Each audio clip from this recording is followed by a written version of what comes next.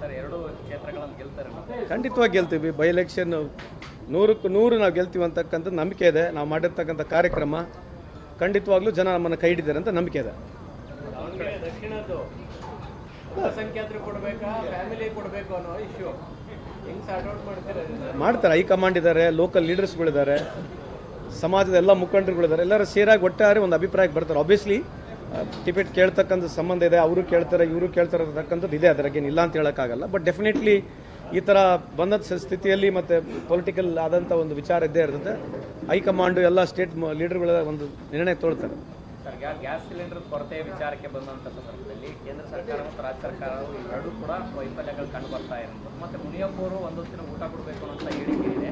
ಸಾಮಾಜಿಕ ಜಾಲತಾಣದಲ್ಲಿ ಪರ ವಿರೋಧದ ಚರ್ಚೆ ಶುರುವಾಗಿದೆ. ಅಲ್ಲ, ಈಗ ಗ್ಯಾಸಿನ ತೊಂದರೆ ಇರ್ತಕ್ಕಂಥದ್ದು ಇಡೀ ಎಲ್ಲ ದೇಶದಲ್ಲಿದೆ, ನಮ್ಮ ದೇಶದಲ್ಲಿ ಮಾತ್ರ ಅಲ್ಲ. ಬಟ್ ಅದನ್ನು ಡಿನೇ ಮಾಡ್ತಾ ಇದ್ದಾರಲ್ಲ. ಎಲ್ಲ ದೇಶದಲ್ಲಿ ಸಮಸ್ಯೆ ಇದೆ. Obviously we are depending on other countries. Dependency ಕಮ್ಮಿ ಆಗಬೇಕಾಗಿತ್ತು.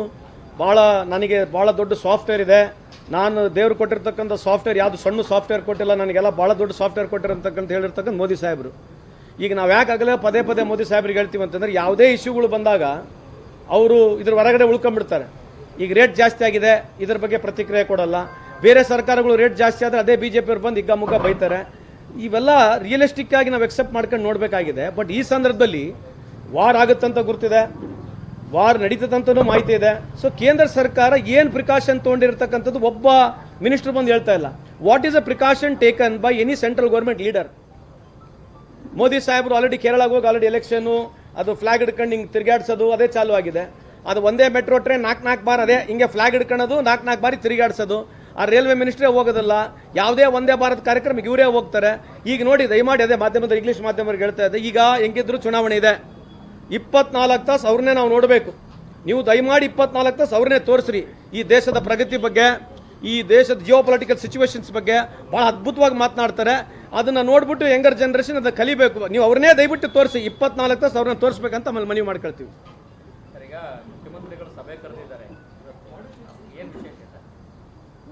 ಯಾವ ಮಿನಿಸ್ಟರ್ಗಳನ್ನ ಮೀಟಿಂಗ್ ಕರೆದಿದ್ದಾರೆ ಜನರಲಿ ಅಬೌಟ್ ಡೆವಲಪ್ಮೆಂಟ್ ಬಗ್ಗೆ ಅಥವಾ ಈ ಬಜೆಟ್ ಬಗ್ಗೆ ಕರೆದಿರಬೇಕು. ಸೊ ಅದಕ್ಕೆ ನನಗೂ ಕರೆದಿದೆ, ನಾನು ಹೋಗ್ತಾ ಇದ್ದೇನೆ, ಅಟೆಂಡ್ ಮಾಡ್ತಾ ಇದ್ದೇನೆ. ಅಲ್ಲ, ಡೆವಲಪ್ಮೆಂಟ್ ಬಗ್ಗೆ ಆಯ್ದ ಸಚಿವರನ್ನ ಮಾತ್ರ ಯಾಕೆ ಕರೆದಿದ್ದಾರೆ ಸರ್? ಇರ್ಬೋದು ರೀ, ಪರ್ಟಿಕ್ಯುಲರ್ ಆಗಿ ಆ ಇಲಾಖೆಗಳ ಬಗ್ಗೆ ಏನೇನು ವಿಚಾರ ಇದ್ದರೆ ಕರೆದಿರ್ತಾರೆ.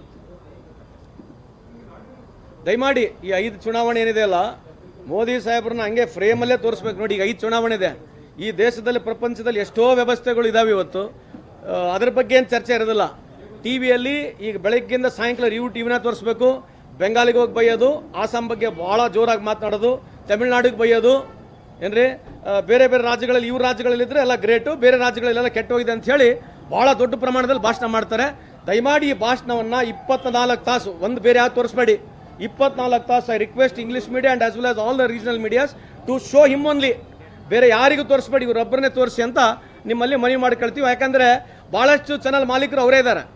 ಯಾಕಂದರೆ BJP ಇರೋದಾರೆ, ಅದಕ್ಕೆ ನಮಗೇನು ಅವಕಾಶನೇ ಸಿಗೋದಲ್ಲ ಬೇರೆ ಪಾರ್ಟಿಗಳಿಗೆ. ಸೊ ಇದೇ ಈ ದೇಶದ ಪ್ರಗತಿ, ಉನ್ನತ. ಆಮೇಲೆ ಇನ್ನಾದರೂ 12 ವರ್ಷ ಆಗಕ್ಕೆ ಬಂತು, ಒಂದು ಪ್ರೆಸ್ ಮೀಟ್ ಮಾಡಿಲ್ಲ. ಇವತ್ತರಾಗಲಿ ದಯಮಾಡಿ ಒಂದು ಪ್ರೆಸ್ ಮೀಟ್ ಮಾಡಿ ಅಂತ ತಮ್ಮಲ್ಲಿ ಕಳ್ಕೊಳ್ಳಿ ಮನವಿಯನ್ನು ಮಾಡ್ಕೊಳ್ತೀವಿ. ನಮಸ್ಕಾರ. ಇಲ್ಲ, ನೀವು ಅವ್ರನ್ನ ತೋರಿಸಿದ್ರೆ ಏನು ಭಾಳ ದೇಶ ಉದ್ಧಾರ ಆಗಿದೆಯಾ? ಪ್ರಶ್ನೆ ಅದಲ್ಲ. ಈಗ ಅವ್ರನ್ನೇ ತೋರಿಸಿದಿರಿ, ದೇಶ ಹೆಂಗೈತೆ ನೋಡಿದ್ರೆ, ಪರಿಸ್ಥಿತಿಗಳು ನೋಡಿರ. ಈಗ ಅವ್ರನ್ನೇ ತೋರಿಸ್ತಾ ಇದ್ರಲ್ಲ, ತೋರಿಸಿ ಬೇಡ ಅಂತಲ್ಲ, ಮನವಿ ಇದೆ. ಮೋದಿ ಸಾಹೇಬ್ರು ಕೂಡ ಮನವಿ ಮಾಡ್ಕೊಳ್ತೀನಿ, ನಿಮಗೆ 50% ತೊಗೊಳ್ಳಿ, ಬೇರೆ 50% ಕೊಡಿ ಅಂತ ನಾವು ಭಾಳಷ್ಟು ರಿಕ್ವೆಸ್ಟ್ ಮಾಡ್ಕೊಂಡ್ವಿ. ಮೋದಿ ಸಾಹೇಬ್ರಿಗೆ ಎಷ್ಟು ತೋರಿಸ್ತೀರಿ? 50%. 50% ಇತರರಿಗನ ತೋರಿಸ್ರಿ. ಅಥವಾ 70-30 ಮಾಡಿ, 60-40 ಮಾಡಿ, 80-20 ಮಾಡಿ, 90-10 ಮಾಡಿ. ಇಲ್ಲೇ ಇಲ್ಲ ಅಲ್ಲ, ಚುನಾವಣೆ ಬಂದು ಟಿವಿ ನೋಡಿಲ್ಲ ನಾನು ಕರ್ನಾಟಕ ವಿಷಯ ಕೇಳಿಲ್ಲ. I am telling national issue. Comparatively ನಮ್ಮ ಚಾನಲ್ಗಳು, we are the only state we are proudly to say that we are on par, very equal.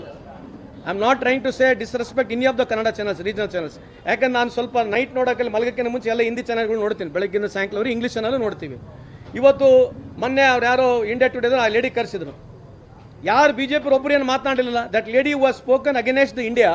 ಯಾರು ಒಬ್ಬ ಭಾಳ ಹಿಂದುತ್ವವಾದಿಗಳು ಇವತ್ತೆಲ್ಲ RSS ಅಥವಾ ಈ BJP ಅವರು ಏನು ಭಾಳ ದೊಡ್ಡ ದೇಶ ಮೊದಲು ಅಂತ ಹೇಳ್ತಾ ಇದ್ರು, ಯಾರು ಒಬ್ಬರು ಮಾತಾಡಲಿಲ್ಲ ಅದ್ರ ಬಗ್ಗೆ. ಇದೇ ದೇಶದಲ್ಲಿ ಒಬ್ಬ ಲೇಡಿ ಈ ಇಂಡಿಯನ್ಸ್ ಬಗ್ಗೆ ಹೀನವಾಗಿ ಟ್ವೀಟ್ ಮಾಡಿರ್ತಕ್ಕಂಥದ್ದು ನಿಮಗೆಲ್ಲ ಗುರ್ತಿದೆ. ಇವತ್ತು ಯಾರು BJP ಅದ್ರ ಬಗ್ಗೆ ಕೇಳ್ತಾನೆಲ್ಲ ಮಾತನಾಡ್ತಾರೆ. ದಯಮಾಡಿ ಇಂಥ ವಿಷಯಗಳನ್ನ BJP ಕೇಳಬೇಕಂತ ತಮ್ಮಲ್ಲಿ ಮನವಿ ಮಾಡ್ಕೊಳ್ತೀನಿ. I am not blaming any of the Karnataka media. Honestly ಯಾಕಂತಂದ್ರೆ ನಮ್ಮಲ್ಲಿರ್ತಕ್ಕಂಥ ಸ್ಟೇಟು, ನಮ್ಮಲ್ಲಿರ್ತಕ್ಕಂಥ ಪಾರದರ್ಶತೆ ಅದೇ ಬೇರೆ ರಾಜ್ಯಗಳಲ್ಲಿದ್ದರೆ ನಮ್ದು ಹೆಂಗೆ 136 ಬಂದಿದೆ, ಅಲ್ಲಿನೂ 136 ಬರುತ್ತೆ. Thanks to media. In fact by and large Karnataka regional media ವಿಶೇಷವಾಗಿ ಪಾರದರ್ಶಕವಾಗಿ ಯಾವುದೇ ಸರ್ಕಾರಗಳು ಬಂದಾಗ ವಿರುದ್ಧವಾಗಿ ಪರವಾಗಿ ತೋರಿಸಿರ್ತಕ್ಕಂಥ ನಿದರ್ಶನಗಳು ಇದೆ. ಅದಕ್ಕಾಗಿ ನಮಗೆ ಇಲ್ಲಿ ಫ್ರೀಡಮ್ ಇದೆ. ಕರ್ನಾಟಕದಲ್ಲಿರ್ತಕ್ಕಂಥಷ್ಟು ಫ್ರೀಡಮು, ನಮ್ಮ ಕರ್ನಾಟಕದಲ್ಲಿ ಮಾಧ್ಯಮಗಳು ವಿಶೇಷವಾಗಿ ರೀಜನಲ್ ಚಾನೆಲ್ಗಳು ಕೊಟ್ಟಿರ್ತಕ್ಕಂಥ ಫ್ರೀಡಮು ಬೇರೆ ರಾಜ್ಯಗಳಿಲ್ಲ ಅಂತ ಹೇಳಲಿಕ್ಕೂ ಇಚ್ಛೆ ಬಯಸ್ತೀನಿ.